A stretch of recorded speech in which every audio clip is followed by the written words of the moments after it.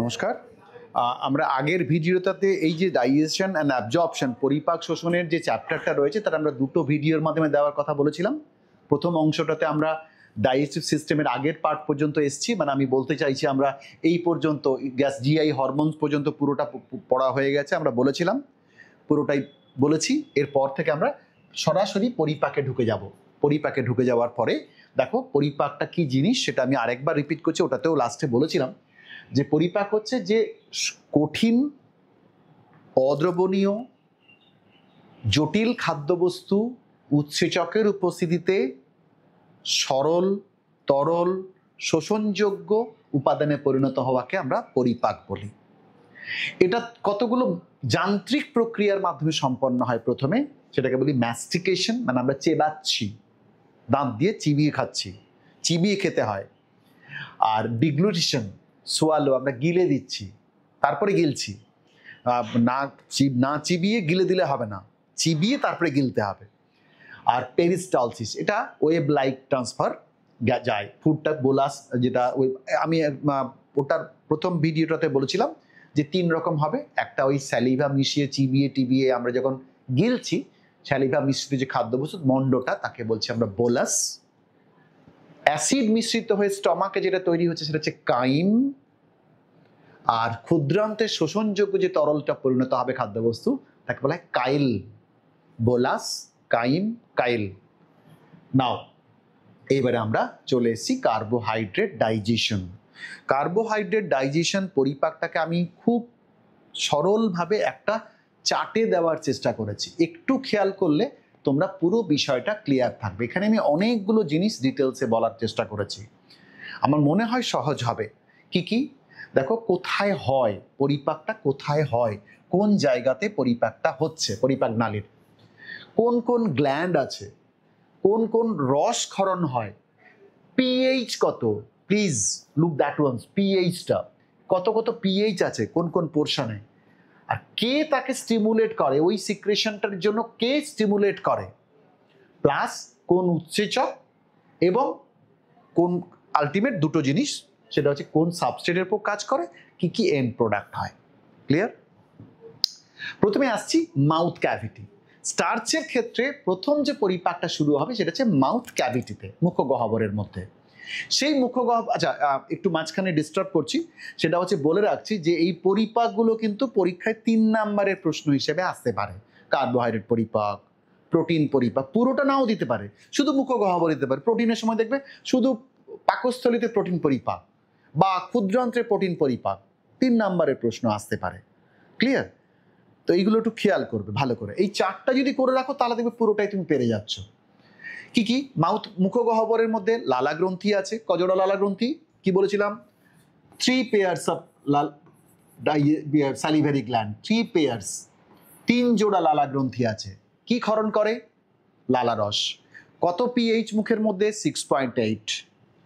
কে তৈরি করে? Neural reflex. কোন উৎসেচক এই সালিভাতে? প্রধান উৎসেচকটার নাম কি? প্রধান উৎসেচকটার নাম কি হবে? টায়ালিন। কার উপর কাজ করছে? স্টার্চ। এইখানে দেখো আমি কতগুলো কথা বলেছি। প্রথমে স্টার্চটা তুমি চেবাচ্ছ, সিদ্ধ শ্বেতসার, চেবানোর ফলে সেই টায়ালিনটা ওর সাথে মিশছে, মেশার পরে যেটা তৈরি হবে তাকে বলছি আমরা এরিথ্রোডেক্সট্রিন। এবারে তুমি তো একবার চিবিয়ে তো গিলে ফেলছো না, তাহলে এই এরিথ্রোডেক্সট্রিন সেটাতে আবার টায়ালিন ক্রিয়া করছে বারবার, ওই জন্য চিবিয়ে চিবিয়ে অনেকক্ষণ ধরে চিবিয়ে খেতে বলা হয়। চেবালে তারপর সেই এরিথ্রোডেক্সট্রিনের উপরে কাজ করবে কে? কে কাজ করবে? এই এরিথ্রোডেক্সট্রিনের উপর কাজ করবে হচ্ছে তোমার টায়ালিন, দিলে হবে অ্যাক্রোডেক্সট্রিন।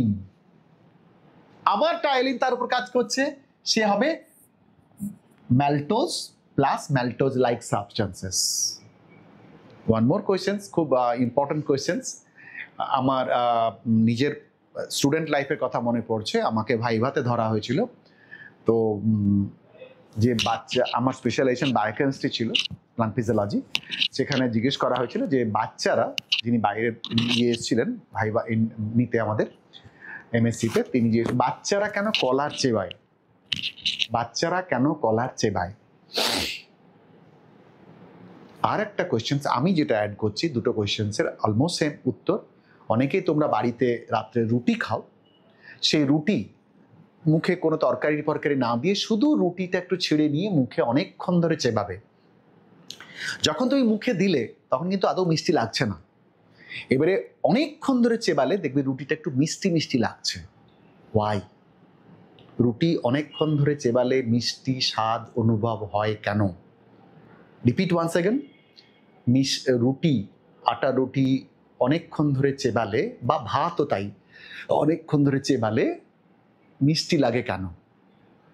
Clear? Because maltose or maltose like substances form করে কার প্রেজেন্সে? টায়ালিনের প্রেজেন্সে। জামার কলারটাও তাই। দুটো উত্তর, একটা হচ্ছে বদভ্যাস, আমি জীবনে কোনদিন ছোটবেলা থেকে কলার চেবাইনি, বা এরকম কোনো রিপোর্ট নেই আর কি ফ্রম মাই পেরেন্টস।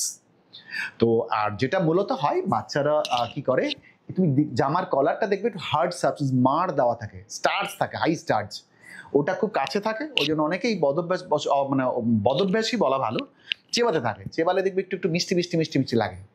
সেই একই ঘটনা, একই এই মাল্টোজ প্লাস মাল্টোজ লাইক সাবস্টেন্সে কনভার্ট হয়। ক্লিয়ার? নাও এইবারে একটা কথা বলার আছে আমার।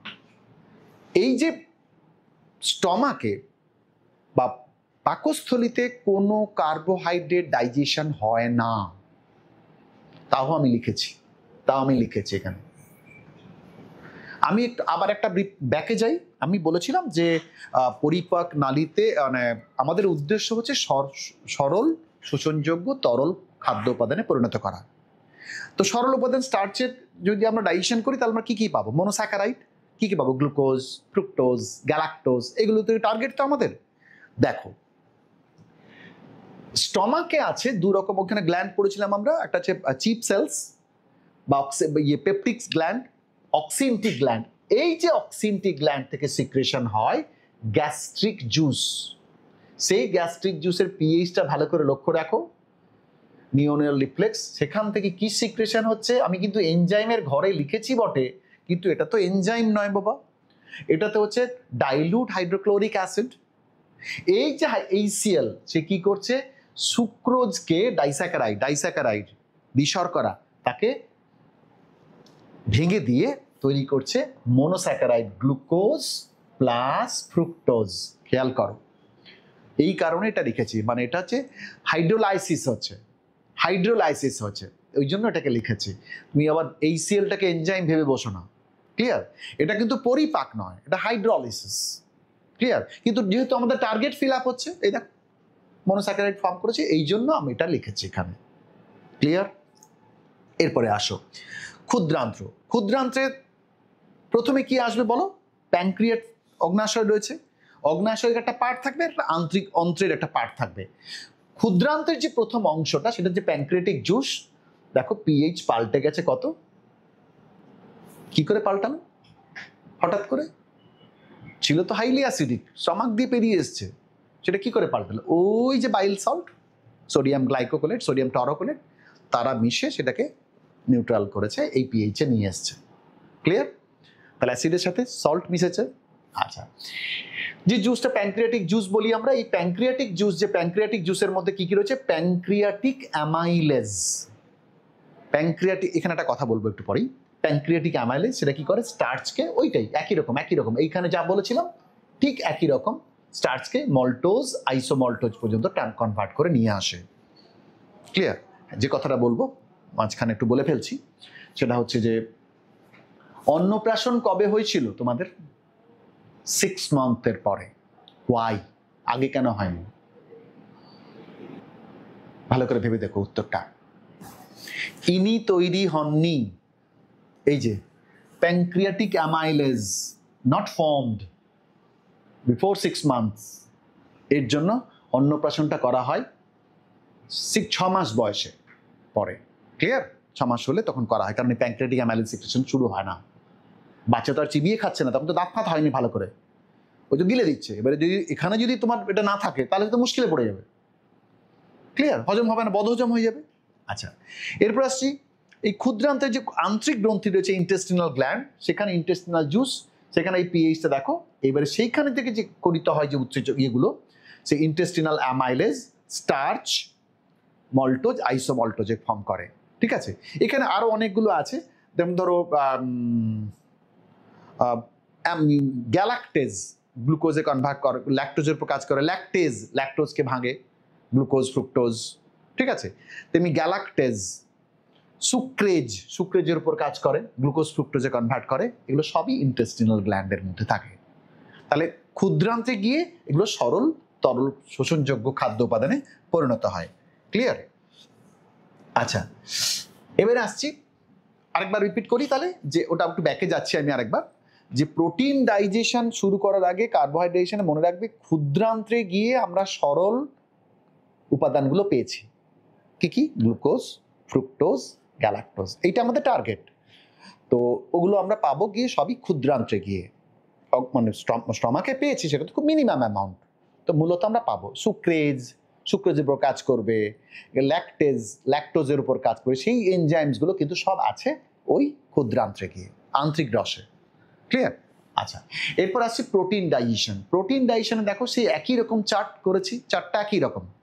Protein digestion starts at stomach, মুখে তুমি সারাদিন চেবাতে পারো মাংসটাকে, ঠিক আছে, খুব সুন্দর হয়েছে, তুমি ভালো করে চেবাতে পারো, কিন্তু সেটা তোমার কখনো অ্যামাইনো অ্যাসিডে কনভার্ট হবে না। তোমার তো টার্গেট অ্যামাইনো অ্যাসিড, অ্যামাইনো অ্যাসিডে কনভার্ট হচ্ছে না, ঠিক আছে। তো চেবালো তাহলে কি আমি গিলে ফেলবো? না, কারণ চেবালে কি হবে, স্মল পার্টিকেলস, ম্যাস্টিকেশনের ফলে স্মল পার্টিকেলসগুলো হবে, চূর্ণ বিচূর্ণ হয়ে যাবে খাবারটা। যত ছোট পার্টিকেলস হবে তার উপর এনজাইম সারফেস এরিয়া বেড়ে যাবে, ফলে এনজাইম তত বেশি কাজ করতে পারে তার চারদিকে। ক্লিয়ার? ওই জন্য চেবানোটা অত্যন্ত জরুরি।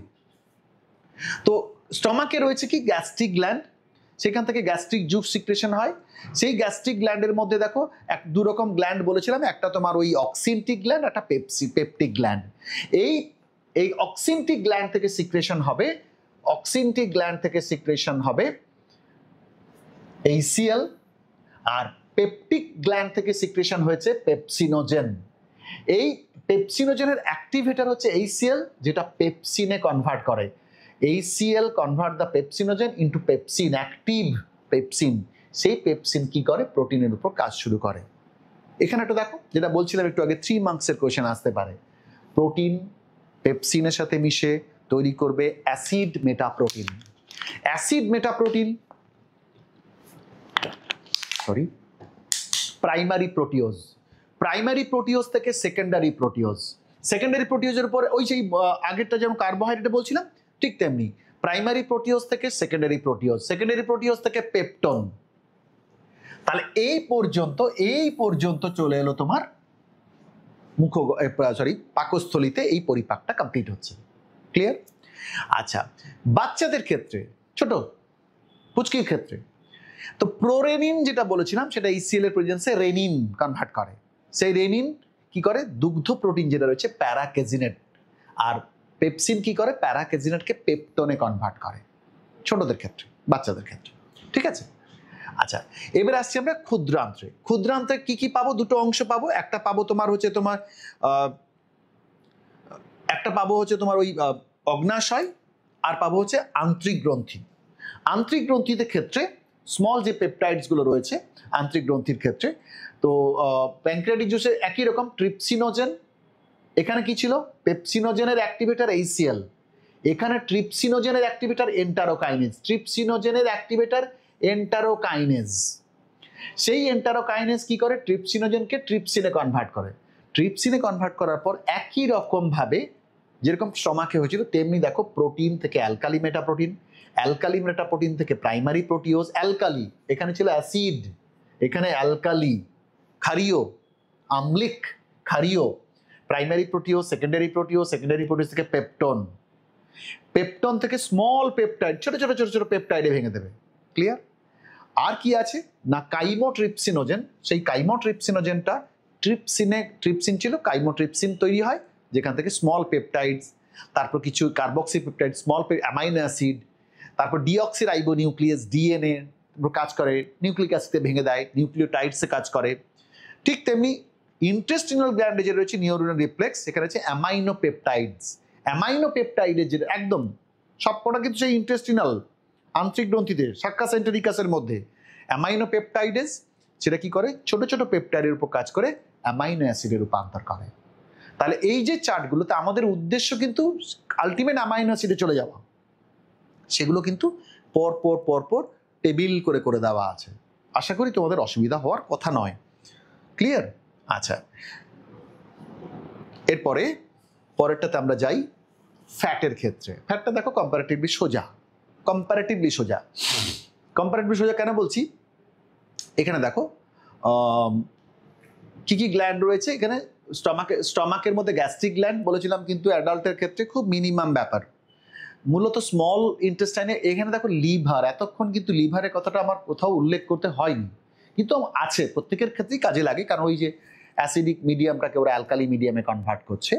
ঠিক তেমনি যে বাইল সিক্রেশন করে, সেই বাইলটা কি করে, ফ্যাট জাতীয় খাদ্যবস্তুকে অবদ্রবে রূপান্তর করে, অবদ্রবে ইমালসিফিকেশনে সাহায্য করে। সেই ইমালসিফিকেশন বা অবদ্রবকরণ করে, সেই অবদ্রবকরণ করলে তখন আস্তে আস্তে সেই তার উপরে তোমার ওই স্টিয়াপসিন আন্তরিক প্যানক্রিয়াটিক যে লাইপেজ, প্যানক্রিয়াটিক লাইপেজের আরেকটা নাম মনে রাখবে, স্টিয়াপসিন। সেই স্টিয়াপসিনটা কি করে, ওই অবদ্রব ফ্যাটের উপরে কাজ করে ফ্যাটি অ্যাসিড, মনোগ্লিসারাইড, কোলেস্টেরলে কনভার্ট করে।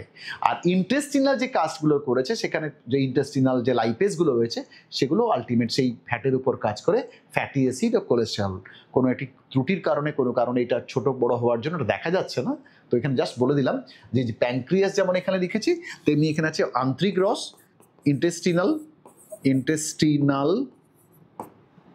ইন্টেস্টাইন, আর এখানে আছে ইন্টেস্টিনাল জুস। এটা 7.5 to 8.3 নিওনিউলার রিফ্লেক্স। এখানে কি কি লিখবো না, ইন্টেস্টিনাল লাইপেজ, সেটা কাজ করে ফ্যাটের উপরে কাজ করে ফ্যাটি অ্যাসিড গ্লিসারল। তাহলে আমি আরেকবার রিপিট করি, কার্বোহাইড্রেটের ক্ষেত্রে আমরা পেলাম মনোস্যাকারাইড, প্রোটিনের ক্ষেত্রে আমরা পেলাম অ্যামিনো অ্যাসিডস, ফ্যাটের ক্ষেত্রে আমরা কি পেলাম, ফ্যাটি অ্যাসিডস আর গ্লিসারল, কোলেস্টেরল, এগুলো প্রভৃতি পেয়েছি। ক্লিয়ার? এই হচ্ছে তিনটে ডাইজেশন। এই তিনটে ডাইজেশন কিন্তু অত্যন্ত দরকারি। প্রত্যেকটা থেকেই মূলত প্রোটিন এবং কার্বোহাইড্রেট ডাইজেশনে অত্যন্ত গুরুত্বপূর্ণ প্রশ্ন আসে। 3 মার্কসের প্রশ্ন এখান থেকে পাওয়ার এক্সপেক্ট করতে পারো তোমরা। ঠিক আছে, এরপরে আমরা আসবো, দেখো মুখগহ্বরে যে পরিপাকটা হয়, সেটাকে আমি আরেকটু ভালো করে তোমাদের একটু পিকচারাইজেশন করে দেখানোর চেষ্টা করেছি। মুখগহ্বরে শুধুমাত্র স্টার্চ ডাইজেশন হয়, পরিপাকটা হয়। কোন এনজাইম কাজ করে, মূলত স্যালিভারি অ্যামাইলেজ, টায়ালিন। এই স্যালিভারি অ্যামাইলেজটা কি করে, স্টার্চকে ডাইস্যাকারাইডে কনভার্ট করে। ওই যে maltose like substances, disaccharide. 30% of starch is digested by ptyalin. আমরা যে পরিমাণ কার্বোহাইড্রেটটা ইনটেক করি, তার 30%টা ডাইজেশন এখানে মুখগহ্বরে হয়ে যায়, যদি না তুমি চিবিয়ে খাও। আই নো সাম পিপলস, আমি জানি এমন কিছু মানুষ আছেন, আমার খুব কাছাকাছি থাকেন বা আমার সাথে থাকেন, তাদের অনেককে আমি চেবাতে দেখি না, কোনো মতে হাতে একটি যন্ত্র থাকে, সেই যন্ত্রটা দেখতে দেখতে উনি খাচ্ছেন, তো তাতে কি লাভ হচ্ছে আমি বুঝতে পারছি না। মোস্ট অফ দ্য কেসেস তোমাদের বয়সী যারা রয়েছে তাদের ক্ষেত্রে এইটাই। তো খাওয়ার সময় একটু খাবারটা দেখে খাও, ভালো করে চিবিয়ে খাও, তাতে ওইটা যেটা যাচ্ছে সেটা যেন কাজে, তুমি বুঝতে পারো আমি কি খাচ্ছি, তাতে ওটা নিয়নিকা, মানে তুমি যে বুঝতে পারছো আমি খাবারটা খাচ্ছি, তার কালার, তার স্মেল, সেগুলো নেওয়ার চেষ্টা করো। ঠিক আছে? আচ্ছা, এরপরে আমরা চলে আসছি, তো স্টমাকে কি হয়। স্টমাকে দেখো সেই একই কথা, একদম ছকে ওই যেটা বলেছিলাম সেটাকে আরেকটু ডিটেলসে করার চেষ্টা করেছি। এখানে পেপসিনোজেন ইনঅ্যাক্টিভ, এইচসিএল তাকে পেপসিনে ফর্ম করে অ্যাক্টিভ, প্রোটিনের উপর পেপসিন কাজ করে প্রোটিওজেস, পেপটোনস বা পেপটাইডস ফর্ম করে। ছোট বাচ্চাদের ক্ষেত্রে একদম পুচকিগুলোর ক্ষেত্রে কি হবে, প্রোরেনিন আছে ইনঅ্যাক্টিভ, নিষ্ক্রিয়, যেটা এইচসিএল এর প্রেজেন্সে রেনিন হবে। তারা যে ওই যে মিল্ক প্রোটিনটা খাচ্ছে, দুগ্ধ প্রোটিন, সেটা কি করবে, এই রেনিন প্যারাকেজিনে কনভার্ট করে, প্যারাকেজিনেট, থকথকে দইয়ের মতন। আর প্যারাকেজিন গুলো এই যে ক্যালসিয়াম প্যারাকেজিনেট, ওই যে বললাম বাচ্চা খাওয়ার পরে বেশি নড়াচড়া করাতে নেই ওদেরকে, ছোটগুলোকে। ছোট বাচ্চা চটকাতে ইচ্ছে করছে, মা খাইয়ে দিয়েছে নয়তো, ব্যাস একটু নড়াচড়া করলে সে ফুট করে বমি করে দিল, দইয়ের মতন। This is paracaseinate, calcium paracaseinate. এই ক্যালসিয়াম প্যারাকেজিনেট থেকে পেপসিনের প্রেজেন্সে পেপটোন তৈরি হয়। The gastric lipase hydrolyzes a small amount of lipids. বলেছিলাম যে স্মল অ্যামাউন্ট, কারণ যত অ্যাডাল্ট হবে, বয়স বাড়বে, তখন ধীরে ধীরে ধীরে ধীরে গ্যাস্ট্রিক লাইপেজের অ্যামাউন্টটা কমে আসবে। ক্লিয়ার? নাও নেক্সটটাতে যাই। সরি, এর পরেরটাতে যাই। ক্ষুদ্রান্ত্রে, ক্ষুদ্রান্ত্রে মূলত তোমার অকার্স মোস্টলি ইন ডিওডিনাম। কারণ ডিওডিনাম কেন বলছি, ওখানে তোমার ওই প্যানক্রিয়াটিক জুস এসছে, বাইল এসছে, ঠিক আছে। এই যে কাইম, কাইম মানে কোনটা বলেছিলাম, অম্ল মিশ্রিত খাদ্যবস্তু পাকস্থলীতে, mixed with bile juice, pancreatic juice and intestinal juice. Intestinal জুসের আরেকটা নাম কি বলেছিলাম, সাক্কাস এন্টেরিকাস। এগুলো মিশে তোমার এই স্মল ইন্টেস্টাইনে ডাইজেশনটা হয়, ঠিক আছে। এবারে দেখো বাইল কিভাবে কাজ করে, পিত্তটা কিভাবে কাজ করে। এই যে ফ্যাট দানা রয়েছে, এই যে ফ্যাট পার্টিকেলসগুলো রয়েছে, এই ফ্যাট দানার সাথে বাইলগুলো দেখো বাইল সল্ট, সেগুলো কি করছে, হাইড্রোফোবিক থাকে ফুড পার্টিকেলস, এই যে ফ্যাট গ্লোবিউলসগুলো, আর এগুলো হাইড্রোফোবিক, দুজনের মধ্যে মিলে একটা অবদ্রব তৈরি হচ্ছে, দেখো ইমালসিফিকেশন হচ্ছে। সেই ইমালসিফিকেশন তাহলে helps in emulsification, conversion of fat into micelles or tiny droplet, ছোট ছোট ছোট ছোট কণায় রূপান্তরিত করে, ঠিক আছে।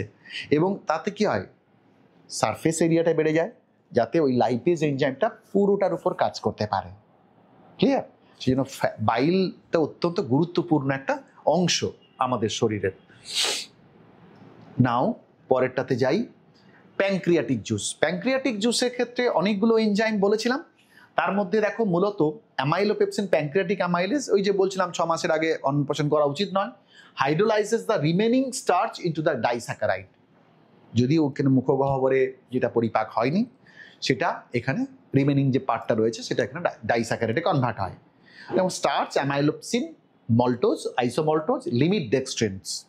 এবার বাকিটা কোথায় যাবে, বাকিটা পরেরটাতে দেখো, এই অংশটায় চলে যাও তুমি পরেরটাতে। প্যানক্রিয়াটিক জুসে, আচ্ছা প্রোটিনের পার্টটা বলে দিচ্ছি। প্রোটিনে, এটা কার্বোহাইড্রেটে গেল। প্রোটিনের ক্ষেত্রে কি হয়, ট্রিপসিনোজেন, কাইমোট্রিপসিনোজেন, কার্বক্সিপেপটাইডেস, এগুলো সব ট্রান্সফার হয়ে দেখো আলটিমেট সেই গিয়ে ছোট ছোট ডাইপেপটাইডস, মনোগ্লিসারাইড, নিউক্লিওটাইডস, ডিএনএ থেকে নিউক্লিক অ্যাসিডসের উপরে। তাহলে এই যে কাজগুলো হলো, এগুলো কিন্তু সবকটাই তোমার ওই প্যানক্রিয়াটিক জুস। তাহলে আগে হলো তোমার কার্বোহাইড্রেট কতটা, রিমেনিং যেটা মুখে হয়নি সেটা এখানে শেষ হলো। প্রোটিন যেটা তোমার স্টমাকে হয়ে এসছে, তারপরের পার্টটা এখানে হবে। আর ঠিক তেমনি ইন্টেস্টিনাল জুসে গিয়ে সেইগুলো বাকিটা কনভার্ট হয়ে যাবে।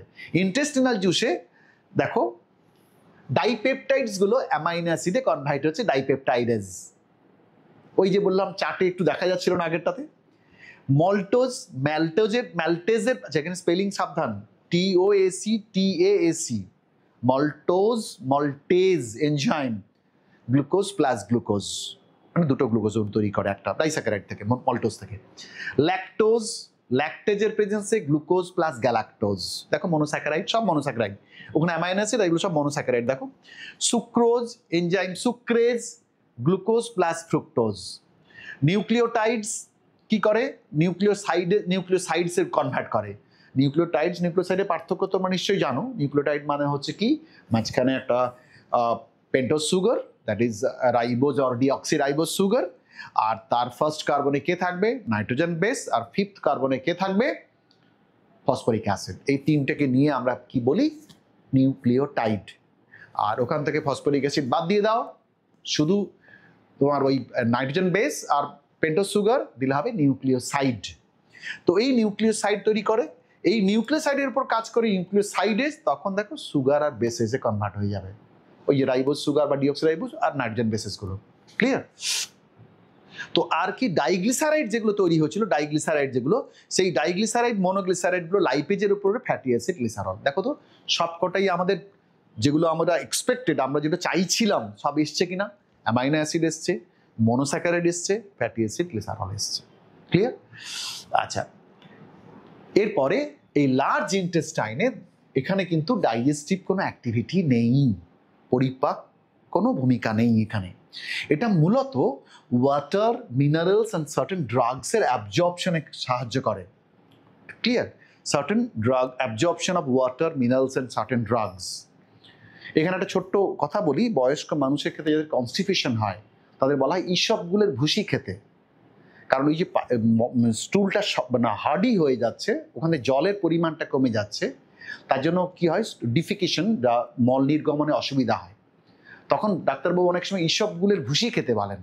তো ভুসি খেলে কি হবে, ওই লার্জ ইন্টেস্টাইনে গিয়ে ভুসিগুলো কি করবে, জলটাকে ধরে রাখবে স্টুলের সাথে, যাতে জলটা বাইরে না বের হয় বেশি, জলে অ্যাবজর্ব বেশি হয়, তাহলে কি হয় ওই স্টুলটা সফট থাকবে।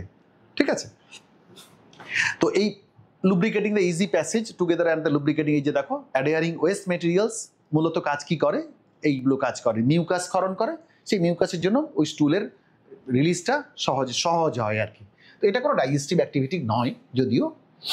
আচ্ছা, এরপরে আমরা আসি শোষণ, অ্যাবজর্পশন। তো হজম তো হলো, এবারে সেটাকে তো আমাদের পেটের মানে প্রত্যেকটা পার্টের সেলের মধ্যে তো নিয়ে যেতে হবে।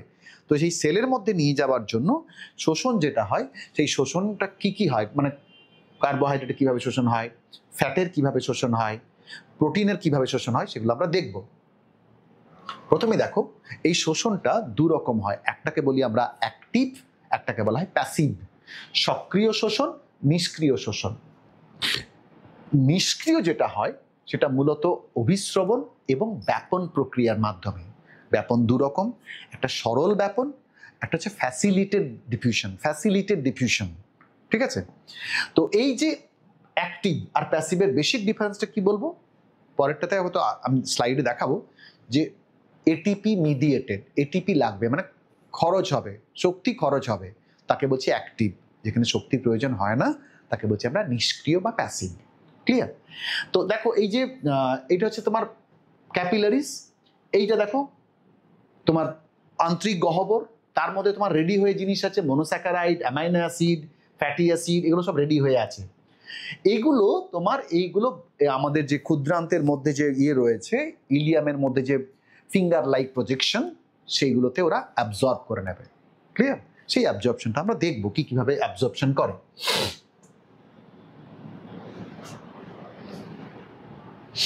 প্যাসিভ অ্যাবজর্পশনের ক্ষেত্রে দুটো বলেছিলাম, ডিফিউশন আর ফ্যাসিলিটেড ডিফিউশন। ফ্যাসিলিটেড ডিফিউশনসের ক্ষেত্রে দেখো তোমার ডিফিউশন মানে কি, পদার্থের অণুগুলো বেশি ঘনত্ব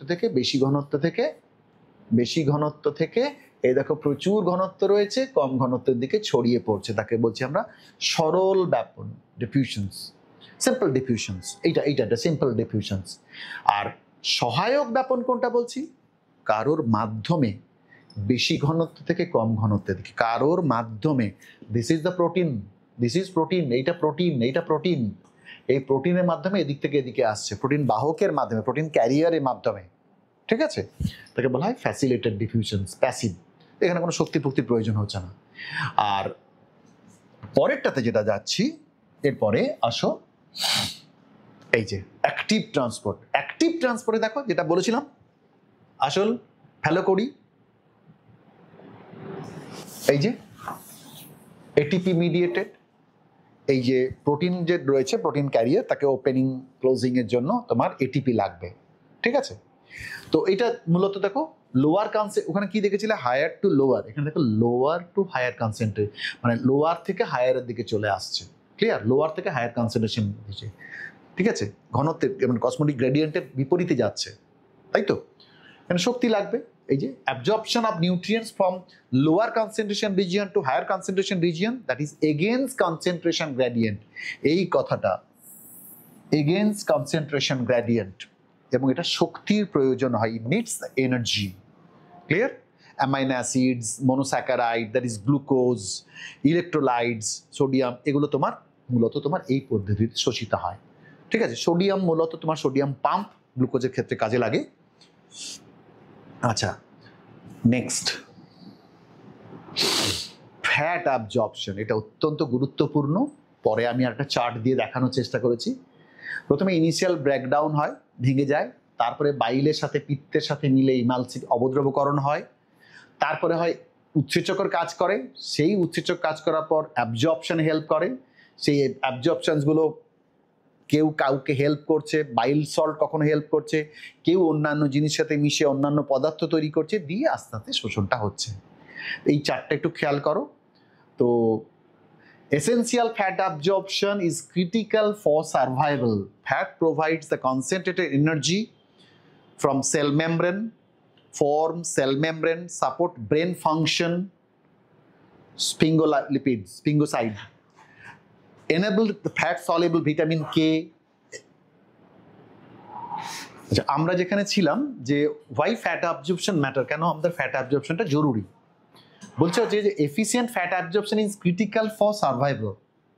কারণ যদি আমাদের ফ্যাটের অ্যাবজর্পশন ঠিকঠাক না হয় তাহলে আমাদের জীবন ধারণের পক্ষে অনেক অসুবিধা হতে পারে। কি কি? Fats provide the concentrated energy for form cell membrane, কোষ পর্দা গঠন করে, তোমরা জানো কোষ পর্দায় lipid PLP, protein lipid protein, support brain function বা enable the absorption of fat soluble vitamin, যে ভিটামিনগুলো আমরা এডিইকে অ্যাডেক যে ভিটামিনগুলো সেগুলো ফ্যাট সলেবল। তো এইগুলো হচ্ছে মূলত। আর কখন ফ্যাট অ্যাবজর্পশনটা ফেল করে হচ্ছে প্যানক্রিয়াটিক ইনসাফিসিয়েন্সি আর বাইল ফ্লো প্রবলেমস ফ্যাট অ্যাবজর্পশনকে অনেকটা প্রিভেন্ট করে দেয়, অনেকটা অসুবিধায় ফেলে দেয় যদি ইনসাফিসিয়েন্ট বাইল ফ্লোটা হয়। ঠিক আছে, এরপরে আমরা পরেরটাতে আসি, তাহলে বুঝতে পারবো। এবারে ফ্যাট অ্যাবজর্পশনটা একটু ডিটেলসে বলবো আমি। ফ্যাট অবজর্পশনের জন্য অনেকগুলো মতবাদ আছে। ঠিক আছে, তো ফ্যাট পরিপাকের উপরে দেখো ভালো করে, এটা একটু এই চারটাও তোমরা ইউজ করতে পারো। দেখো, ফ্যাট অ্যাবজর্পশনের ফলে ফ্যাটে যখন ডাইজেশন হলো ট্রাইগ্লিসারাইড, এখানে যখন ডাইজেশনটা হয়ে যাবে, এইখানটা যখন ডাইজেশনটা পরিপাকটা হবে, এই ডাইজেশনের ফলে দেখো গ্লিসারল যেটা আছে ডাইরেক্টলি পোর্টাল ভেনে চলে গেল, অ্যাবজর্ব হলো ডাইরেক্টলি, পোর্টাল ভেনে অ্যাবজর্ব হয়ে গেল। বাকি ফ্যাটি অ্যাসিড, মনোগ্লিসারাইড, ডাইগ্লিসারাইড এগুলো কি করছে না, এই তিনটে একসাথে বাইল সল্টের সাথে, বাইল সল্ট মানে সোডিয়াম গ্লাইকোলেট আর কি সোডিয়াম টরোকোলেট,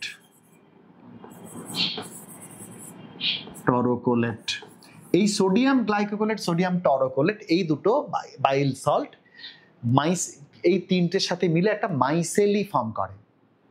ঠিক আছে, এটা কোথায় হচ্ছে দেখো, ইন্টেস্টিনাল লুমেন, ভেতরে ভেতরে, ইন্টেস্টাইনের ভেতরে। এইবারে ইন্টেস্টিনাল যে এপিথেলিয়াম, মানে ধর আমি বলতে চাইছি এইটা যদি ইন্টেস্টিনাল লুমেন হয়, ইন্টেস্টিনাল লুমেন হয়, আর এইটা ধরো হচ্ছে তোমার এইটা হচ্ছে ইন্টেস্টিনাল লাইনিংটা, এপিথেলিয়ামটা। তো আমরা যেখানে ছিলাম, তো এই যে ইন্টেস্টিনাল লুমেনে এইখানে ফ্যাট ড্রপলেটসগুলো, ফ্যাট পার্টিকেলসগুলো, ফ্যাটি অ্যাসিড, মনোগ্লিসারাইড, ডাইগ্লিসারাইড, এগুলো বাইল সল্টের সাথে মিশে একটা পার্টিকেলস তৈরি করে, বলা হয় মাইসেলি। এই যে মাইসেলিটা ফর্ম করলো, এই মাইসেলিটা কিন্তু বাইল সল্টের সাথে তৈরি হয়ে, মানে যুক্ত হয়ে তৈরি হলো। তো এই মাইসেলি বাইল সল্ট তৈরি হওয়ার পরেই এটা কিন্তু অ্যাবজর্বেবল হয়। কিন্তু ঘটনা হচ্ছে মজার, এই মাইসেলি যখনই এই ইন্টেস্টিনাল এপিথেলিয়ামের লাইনিং এর কাছে আসবে, ঠিক তখনই বাইল সল্টটাকে রিলিজ করে দেবে, বাইল সল্টটা ছেড়ে দেবে, দিয়ে ডাইরেক্টলি এরা ভেতরে ঢুকে যাবে। কি অদ্ভুত বিষয় না?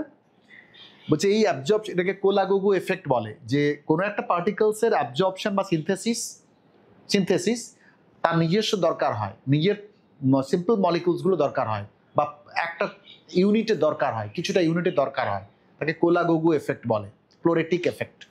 যাই হোক, এই মাইসেলিটা তাহলে বাইল সল্ট ছেড়ে দিয়ে ডাইরেক্টলি এর মধ্যে ঢুকে যাচ্ছে, এই ইন্টেস্টিনাল এপিথেলিয়ামের মধ্যে। ইন্টেস্টিনাল এপিথেলিয়ামের মধ্যে কে ঢুকলো? ফ্যাটি অ্যাসিড ঢুকলো, মনোগ্লিসারাইড, ডাইগ্লিসারাইড হয়েছে। এবার এই ফ্যাটি অ্যাসিড, মনোগ্লিসারাইড, ডাইগ্লিসারাইড মিলে তৈরি করে কি দেখো, ট্রাইগ্লিসারাইড তৈরি করে। সেই ট্রাইগ্লিসারাইডগুলো, এইবারে খুব গুরুত্বপূর্ণ কতগুলো কথা বলবো। সেই ট্রাইগ্লিসারাইড যেগুলো তৈরি করলো, সেই ট্রাইগ্লিসারাইডগুলো কতগুলো পার্ট, কোলেস্টেরল, ফসফোলিপিড, প্রোটিন, এগুলো দিয়ে তৈরি করে একটা lipoprotein particles. Repeat one second, triglycerides mixed with cholesterol, phospholipid and other protein particles mixed together and form the lipoprotein particles, which is called chylomicron, 1 micron in diameter. এর diameter কত? কাইলোমাইক্রনের diameter.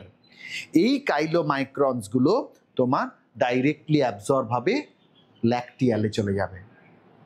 Clear?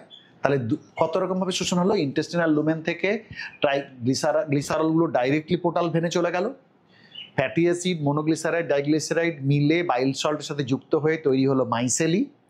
সেই মাইসেলি ঠিক শোষণের পূর্বে সেই বাইল সল্টকে release করে দেয়, বাইল সল্টকে ছেড়ে দেয়, বাইল সল্টকে আবার ফেরত পাঠিয়ে দেয়।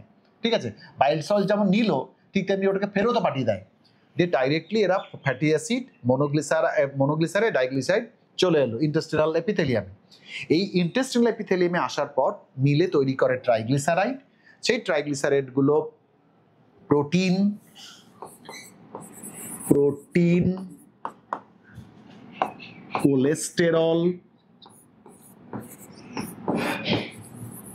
কোলেস্টেরল ফসফোলিপিড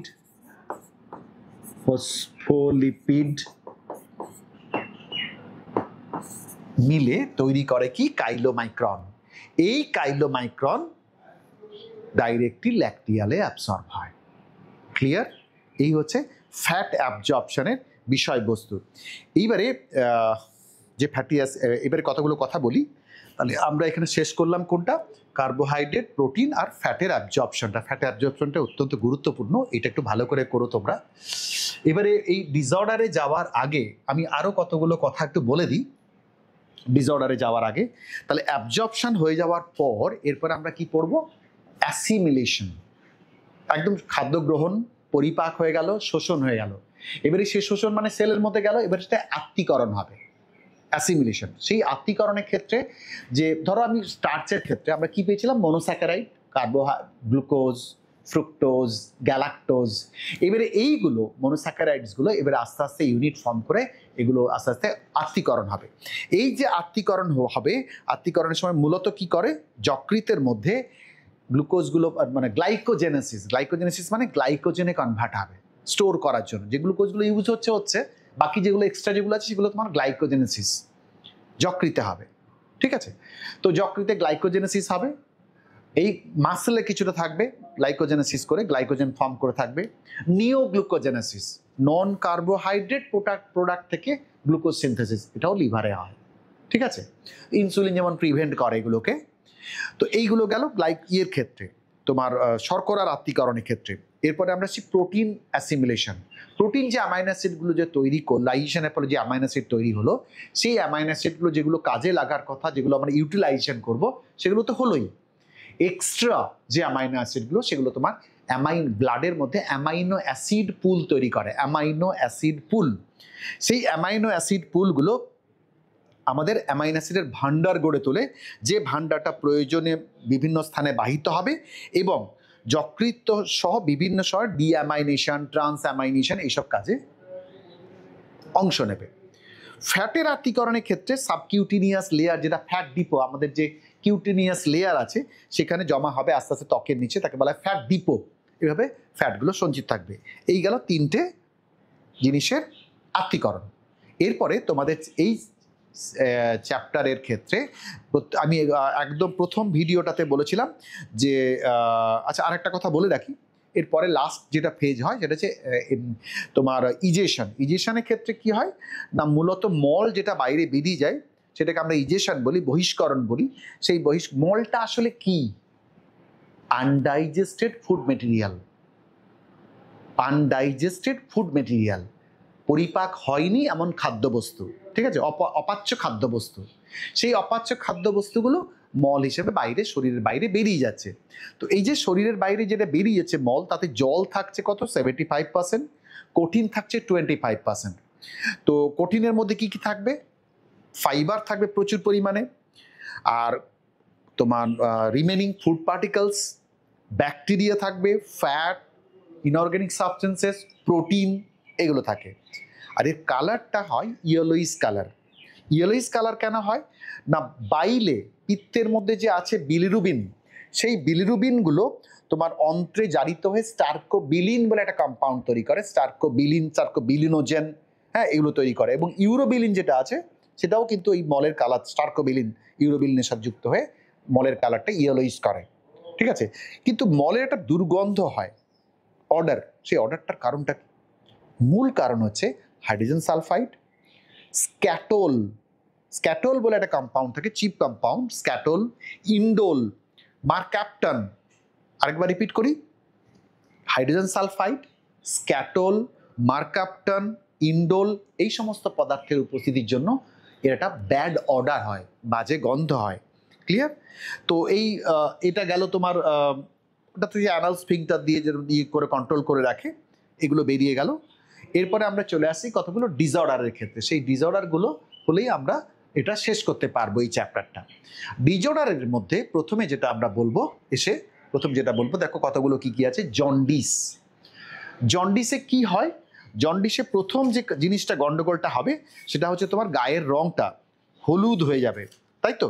তো সেই হলুদ হয়ে যাওয়ার পিছনে কারণটা কি? কোনো কারণে রক্তে যদি অধিক মাত্রায় পিত্ত রঞ্জক থাকে, বাইল পিগমেন্ট, কি বিলিরুবিন, বিলিভার্ডিন, তো এইগুলো থাকার কারণে ওই যে যার হবে আর কি, তার স্কিনের কালারটা উপরেরটা ইয়েলোইস হয়ে যাবে একদম পুরো। এছাড়া মানে ইভেন কনজাংটিভা যেটা রয়েছে সেটাও ইয়েলোইস থাকে। ক্লিয়ার?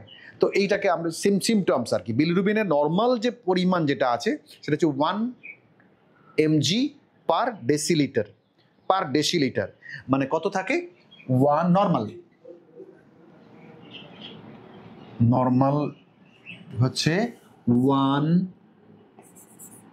mg পার dl, ঠিক আছে? বাইল পিগমেন্টের বিলিরুবিনের পরিমাণ নর্মাল, এটা হচ্ছে নর্মাল। বিলিরুবিন স্বাভাবিক মাত্রায় থাকে, এইটা স্বাভাবিক যদি থাকে এইটা হচ্ছে নর্মাল।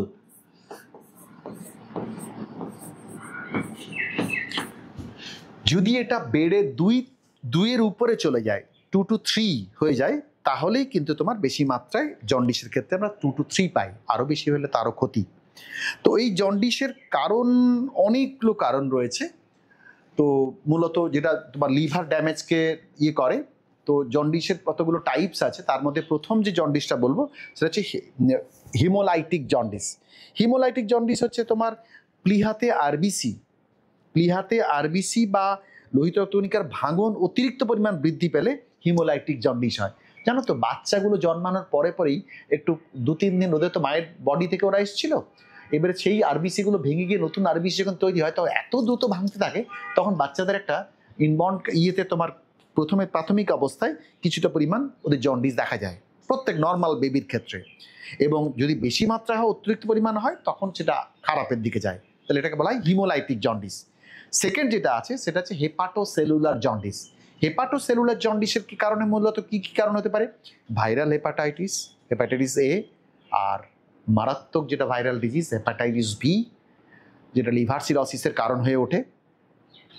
তো এগুলো হেপাটাইটিস। আর অবস্ট্রাকটিভ জন্ডিস হচ্ছে কি তোমার ওই যে আমরা পড়েছিলাম যে ওই যে সিস্টিক ডাক্ট দিয়ে তোমার লিভার, তোমার সিস্টিক ডাক্ট আর ওখান থেকে কমন ডাক্ট যেটা মিলিত হয়ে কমন একটা বাইল ডাক্ট তৈরি করে, সেখানে যদি কোনো অবস্ট্রাকশন হয় বিলিরুবিনগুলো, তাহলে কিন্তু এটা হবে তোমার অবস্ট্রাকটিভ জন্ডিস। এটা কোনো কারণে সেটা তোমার গল ব্লাডারে হতে পারে, গল ব্লাডার স্টোনের জন্য হতে পারে, টিউমারের জন্য হতে পারে, ইনফেকশনের জন্য হতে পারে, এগুলো হতে পারে এইসব কারণে। তো এর ক্ষেত্রে কি সিমটমসগুলো কি বললাম আমি? ইউরিন হয়, স্কিন কালার চেঞ্জ হয়ে যায়, কনজাংটিভার কালার পাল্টে যায়, খুব উইক থাকে, একটা নসিয়া ভাব থাকে, লস অফ অ্যাপেটাইট, খাদ্যে অনীহা থাকে। তো ডাক্তারের পরামর্শ মতো ওষুধ বা লিভার ফাংশন টেস্ট করানো হয়, তারপরে বিভিন্ন ওষুধগুলো লিভারের ড্যামেজটা সারানোর জন্য এটা মূলত প্রচেষ্টা করা হয়। এগুলো জন্ডিস। এরপরে আমরা আসছি পরেরটাতে দেখো ভমিটিং। এই ভমিটিং যেটা আছে, বমি যেটা হয়, সেই ভমিটিং এর কারণটা কি হচ্ছে? বলেছিলাম ওই যে স্ফিংটার ছিল, স্ফিংটারগুলোর কোনো কারণে, মানে ধরো গ্রাসনালি আর স্টমাক, পাকস্থলীর মাঝখানে যে কার্ডিয়াক স্ফিংটার আছে, ইসোফেজিয়াল স্ফিংটার, সেই যে ইসোফেজিয়াল স্ফিংটারটা যদি কোনো কারণে উল্টো দিকে রিভার্স পেরিস্টলসিস হয়, উল্টো দিকে রিভার্স পেরিস্টলসিসের কারণে মানে নাক মুখ দিয়ে বেরিয়ে আসতে পারে, তাকে বলছি আমরা ভমিটিং। তো ভমিটিংটা কিন্তু এক প্রকার মানে ভিসেরাল রিফ্লেক্স। এটা মূলত ব্রেনের মেডালা অবলঙ্গাটা থেকে, মেডালা অবলঙ্গাটা প্লিজ বমন নিয়ন্ত্রণ কেন্দ্র, মেডাল্লা অবলঙ্গাটা দ্বারা কন্ট্রোল হয়।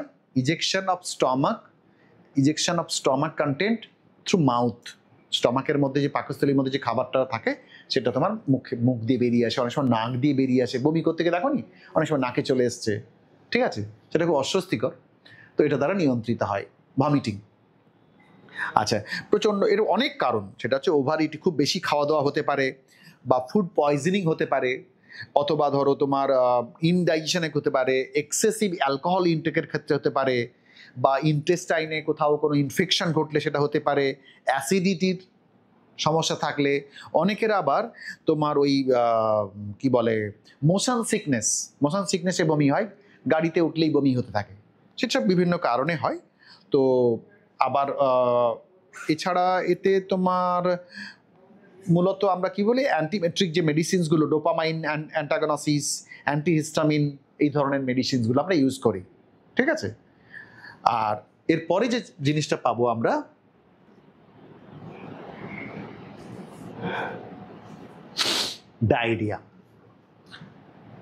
ডায়রিয়ার অনেকগুলো, প্রথম যেটা কারণ হচ্ছে যে খুব অল্প সময় অন্তর বারবার তরল মল নির্গমন হয়। Frequent elimination of watery faces, it reduces the absorption of food, খাদ্যের শোষণটাকে এরা ব্যাঘাত ঘটায়। তো ডায়রিয়ার কারণে ক্ষেত্রে দেখা গেছে ভাইরাস ঘটিত হতে পারে, রোটা ভাইরাসের কারণে, ব্যাকটেরিয়া স্ট্যাফাইলোকক্কাস, ক্লস্ট্রিডিয়াম, আর খুব কমন যেটা আমাদের অ্যামিবিক যেটা হয় ডায়রিয়া, তা এন্টামিবার কারণে হতে পারে। তো এছাড়াও অনেক কারণে হতে পারে, সেগুলোর মধ্যে যেমন ধরো আলসারেটিভ কোলাইটিস বা সাইকোজেনিক কোলাইটিস, এগুলোর কারণে ডায়রিয়া হতে পারে, সাইকোজেনিক ডায়রিয়া এসব কারণে হতে পারে। তো ওয়াটার ইনটেক বাড়ানো, তারপরে তোমার লাইট ফুড ইনটেক করা, এইসব কারণে মানে বডি যাতে দুর্বল না হয়, এবং অতিরিক্ত এক্সেসিভ ডিহাইড্রেশন হলে কিন্তু রোগী প্রচণ্ড প্রবলেমে পড়ে যেতে পারে। এবং অনেক সময় ইন্ট্রাভেনাস স্যালাইন দিতে হয় বডির লিকুইড পার্টটাকে নিয়ন্ত্রণ করার জন্য, ঠিক আছে। আচ্ছা, এরপরে কনস্টিপেশন, এটা তো খুব কমন বিষয়। infrequent eliminations of dry stool, it is due to the decreased peristalsis in কোলনের যে পেরিস্টালসিস সেটা কোনো কারণে ব্যাঘাত ঘটলে এইরকম সমস্যা হতে পারে, ঠিক আছে। এই কনস্টিপেশনের জন্য অনেকগুলো কারণ আছে। তো আমাদের ফুড হ্যাবিট একটা বড় কারণ হয়ে দিতে পারে, মানে ফাইবার কন্টেনিং ফুড ইনটেক কমে যাওয়া। আমাদের আজকালকার তোমাদের বয়সী অনেকেই তোমরা ভেজিটেবলস খুব একটা খেতে পছন্দ করো না, সেটা কিন্তু ভালো লক্ষণ নয়। প্রচুর পরিমাণে ভেজিটেবলস খাওয়া দরকার, কারণ ফাইবারটা তো আমরা পাই ম্যাক্সিমাম। তো এইসব কারণে মানে কম ফাইবারযুক্ত খাবার খেলে এটা একটা অন্যতম কারণ হয়ে যায়। ওয়াটার ইনটেক, মানে প্রতি 20 কিলোগ্রামে তোমাকে 1 লিটার জল খেতে হবে। তোমার যা বডি ওয়েট, তুমি হিসাব রাখো মনে মনে যে প্রতি 20 কিলোগ্রাম আমাকে 1 লিটার জল খেতে হবে। তো যদি তোমার 60 হয় তাহলে 3 লিটার মিনিমাম তোমাকে জল খেতে হবে, ক্লিয়ার, মানে সারাদিনে বলছি আর কি। আর হচ্ছে ইরেগুলার ফুড ইনটেক, এটাও একটা কারণ হয়ে যায়। তো আর অনেকে দেখবে ও যখন খুশি টয়লেট গেলেই হলো, তা না, এটা রেগুলার অভ্যেস করা, এগুলো না যাওয়াটা কিন্তু অনেক সময় কনস্টিপেশনের কারণ হয়ে যায়। আর এছাড়া যদি ইন্টেস্টাইনে কোনো কারণে টিউমার বা অন্য কিছু ঘটনা ঘটে থাকে, কোনো ইনফেকশন হয়ে থাকে, সেক্ষেত্রেও ঘটনাটা ঘটতে পারে, ক্লিয়ার। তো অনেক সময় তোমরা জানো যে আমি সেই ইসবগুলোর কথাটা বলছিলাম, ইসবগুলো কি করে, এইসব জায়গাতে ইসবগুলোটাকে করে ওয়াটার রিঅ্যাবজর্পশনটাকে কমিয়ে দেয়, ওরা ওয়াটার রিটেনিং ক্যাপাসিটিটা বাড়িয়ে দেয় মলের, ফলে সফট থাকে, তার জন্য সহজে ওটা রিলিজ হতে পারে, ঠিক আছে। এরপরে দেখো ইনডাইজেশন, এটা খুব কমন ব্যাপার। সেটা হচ্ছে ইমপ্রপার, মানে হজম হয়নি, সোজা বাংলায় বলতে গেলে আমরা কি বলি, বদ হজম হয়েছে। তো এই বদ হজমের ক্ষেত্রে আমরা এটাকে বলি আর কি, বদ হজম কেন হতে পারে।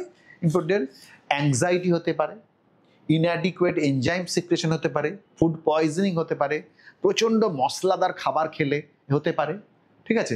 মশলাদার খাবার, জিভে জল আসবে হয়তো খাবারটা দেখলে, তো সেটার জন্য হতে পারে, বা অজীর্ণ হতে পারে। তো এটাতে কতগুলো মানে কারণ আছে, যেটা এইসব মূল কারণ যেগুলো আছে, যেগুলো সিমটমস দেখা, সেটা হচ্ছে পেটটা ফেপে যাবে প্রচণ্ডভাবে, ঠিক আছে, গা বমি হবে, এবং বিচ্ছিরি একটা যখন ঢেকুর উঠবে তখন একটা বাজে গন্ধওয়ালা ঢেকুর উঠতে পারে, ঠিক আছে?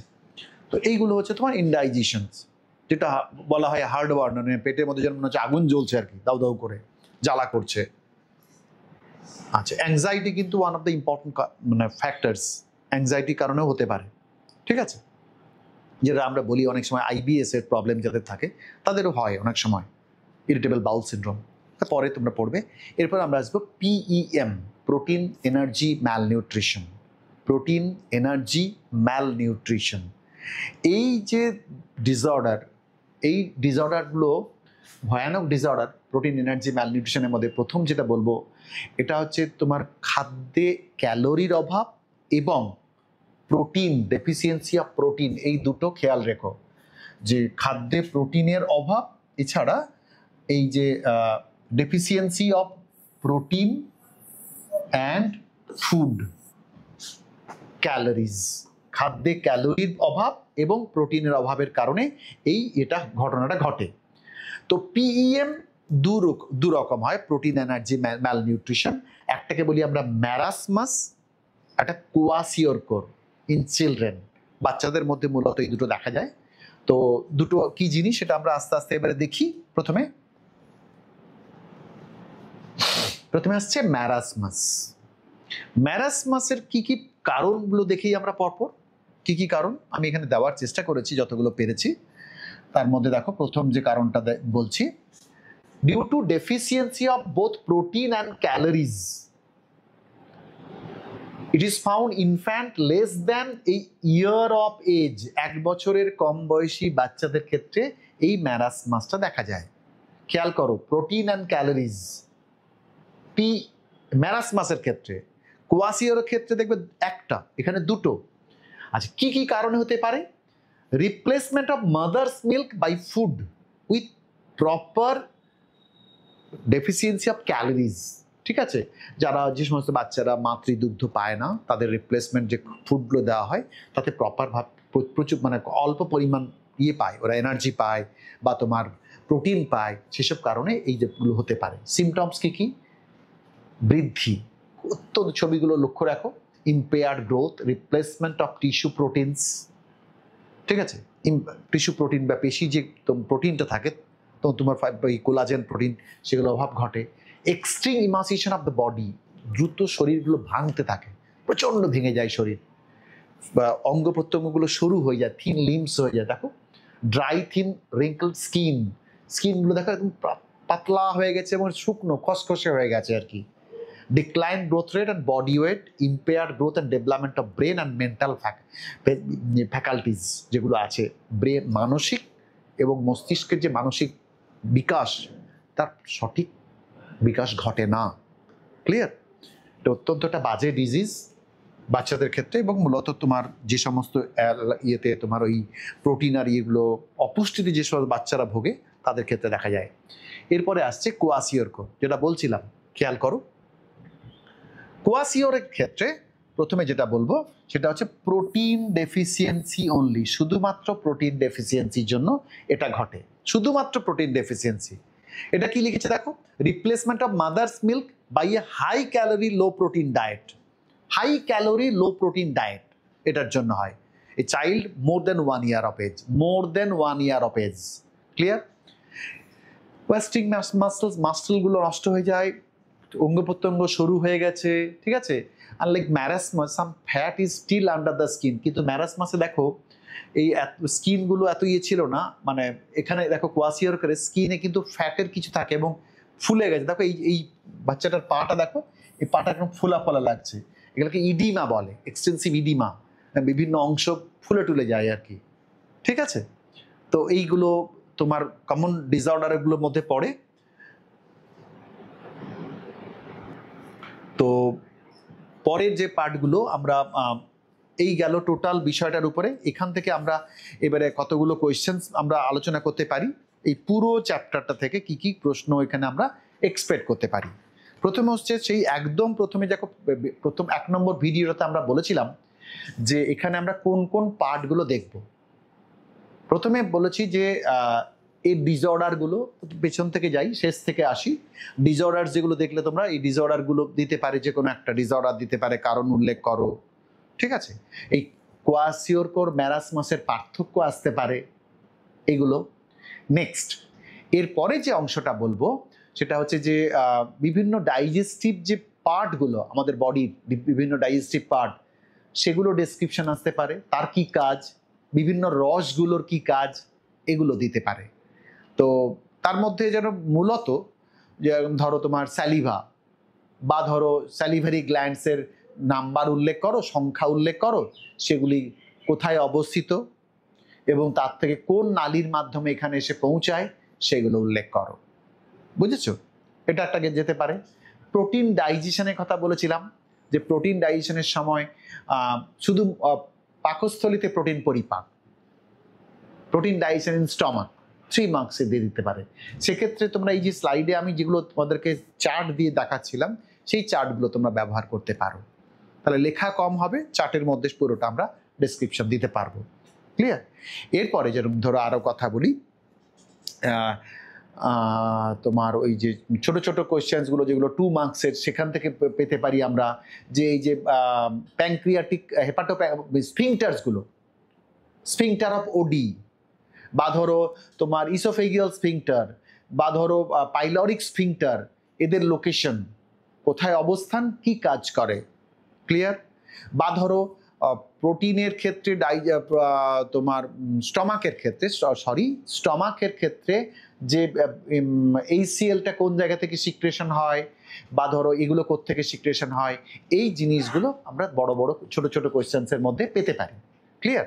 তো এই হচ্ছে এই চ্যাপ্টারের মূল বিষয়।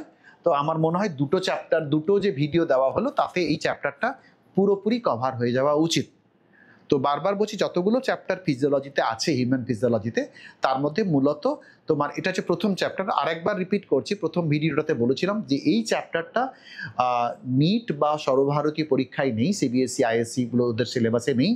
যারা ভবিষ্যতে এই বায়োলজিকে নিজের কেরিয়ার হিসেবে গড়তে চাও, তাদের ক্ষেত্রে কিন্তু হিউম্যান ফিজিওলজি নিয়ে যারা পড়াশোনা করতে চাও, তাদের ক্ষেত্রে ডাইজেশনটা অত্যন্ত গুরুত্বপূর্ণ, সেই জন্যই চ্যাপ্টারটা রাখা হয়েছে। তো এটা যেরকম নিটে নেই, এটা অবশ্য ঠিক কথা, কিন্তু তোমাকে এইচএসের জন্য এটাকে এইভাবেই প্রিপারেশন করলে আমার মনে হয় উপকার হবে। Thank you.